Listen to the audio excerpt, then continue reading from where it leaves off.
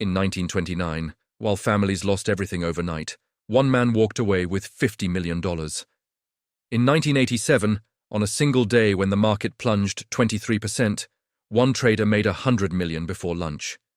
In 2008, as the world burned, a quiet few turned the ashes into billions. They all did the exact same three things, not two, not five, three. And right now, in 2025, Warren Buffett is sitting on $325 billion in cash. Ray Dalio is pounding the table on gold. Bill Ackman is quietly loading up on disaster insurance, the same three trades. Again. This is not coincidence. This is not genius. This is a pattern that has repeated before every major crash for the last 100 years. And if you're watching this, it's already happening to your money, your house, your future. Your 401k that finally feels safe again. Your mortgage you can barely afford. The rent that keeps climbing. In the next minutes, I'm going to show you the exact three trades the billionaires make before the cliff gives way. How they protected themselves in 1929, 1987, 2008, and exactly where America sits on the same timeline right now. Because once you see the pattern, you can't unsee it. And ignoring it could cost you half of everything you've worked for. Picture the dollar standing at the edge of a cliff.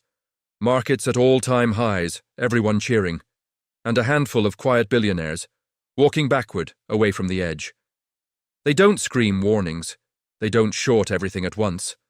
They follow a simple, mechanical sequence. 3 trades, always 3, always in the same order, always 12 to 24 months before the drop. Trade 1. Cash.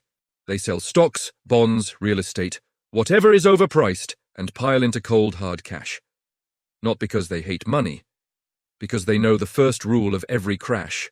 When leverage unwinds, everything falls. Cash is the only parachute. Trade 2. Gold.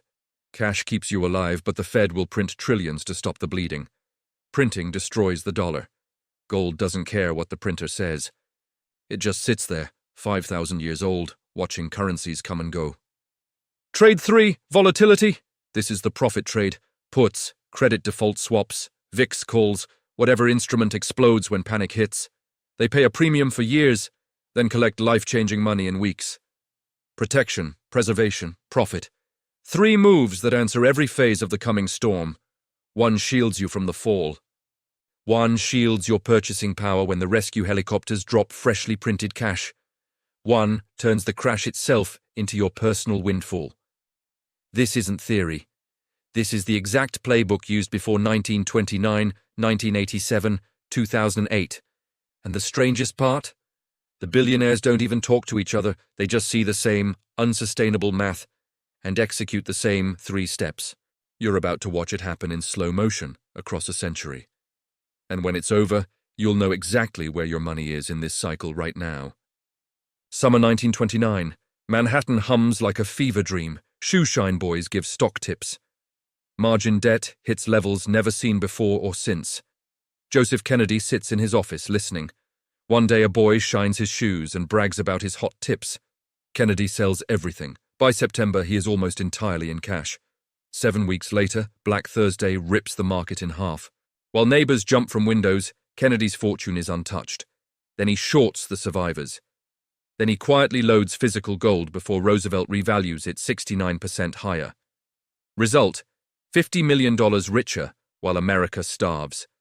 Fast forward to 1987.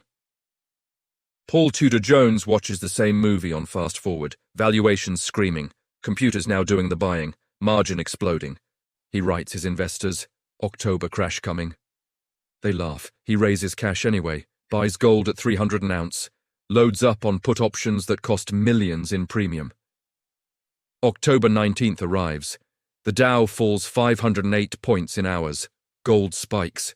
His puts turn millions into 100 million in one morning. The camera crew filming him catches the exact moment he realizes he just printed money from panic. Michael Burry reads the same script. But the bubble is houses this time. He begs Wall Street to sell him insurance on subprime garbage. They laugh and take his premiums. Year after year, he bleeds money.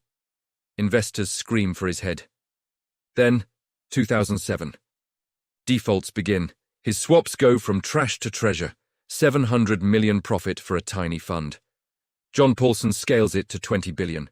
Both men heavy in gold before the Fed turns on the money hose. By 2011, their gold has tripled, while the world is still picking up the pieces. 3 crashes, almost 100 years apart. Same 3 trades, same timing, same death spiral underneath. Euphoria, maximum leverage, tiny trigger, forced liquidation, pure panic. Every single time the smart money watched the leverage meter hit red and quietly executed the 3-step dance. Cash, gold, volatility. And every single time the crowd swore, this time is different. Until it wasn't. Look around. The picture is eerily familiar. Warren Buffett, the greatest investor alive, is sitting on $325 billion in cash. More cash than any company has ever held. He's been selling Apple, selling Bank of America, selling everything he can't justify buying more of. In his own words, nothing is attractively priced. Translation: everything is about to become very unattractive. Jeff Bezos dumps $13 billion in Amazon stock. Zuckerberg sells billions at the top. Jamie Dimon, the man who runs the biggest bank in America, sells his own shares for the first time in 20 years. Corporate insiders are selling at the fastest pace since 2007. They see the real numbers. They are running for the exits. Trade 1 is complete. Now look at gold. Central banks bought more gold in the last 3 years than in any 3-year stretch since 1950. China, Russia, India, Poland, Turkey. They're not buying because they love shiny metal. They're buying because they see the dollar's debt mountain and know what comes next. Gold is already at record highs, screaming past 4,500 an ounce. Ray Dalio keeps saying it, 10% in gold or you're going to feel pain.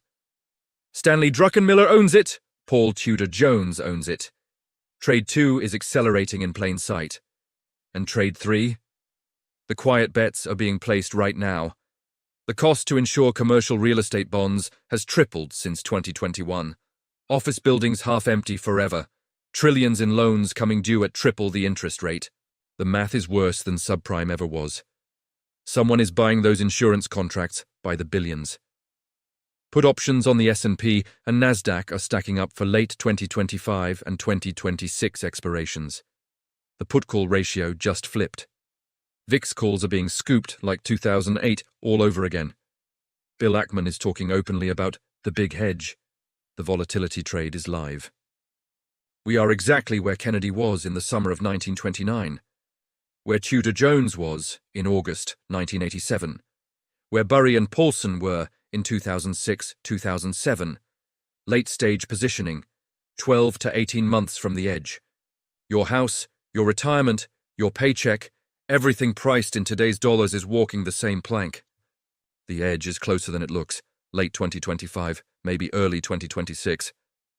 One trigger, commercial real estate implosion, a major bank seizure, a sudden rate spike, a war, and the liquidation wave starts. Markets don't fall politely. They gap down 20% in days, another 30% in weeks. Your 401k becomes a 201k. Your home equity evaporates. Unemployment climbs from 4% to 9% almost overnight. And the Fed will do what it always does, print until the dollar itself is the casualty. Gold will surge past 5,000, maybe 10.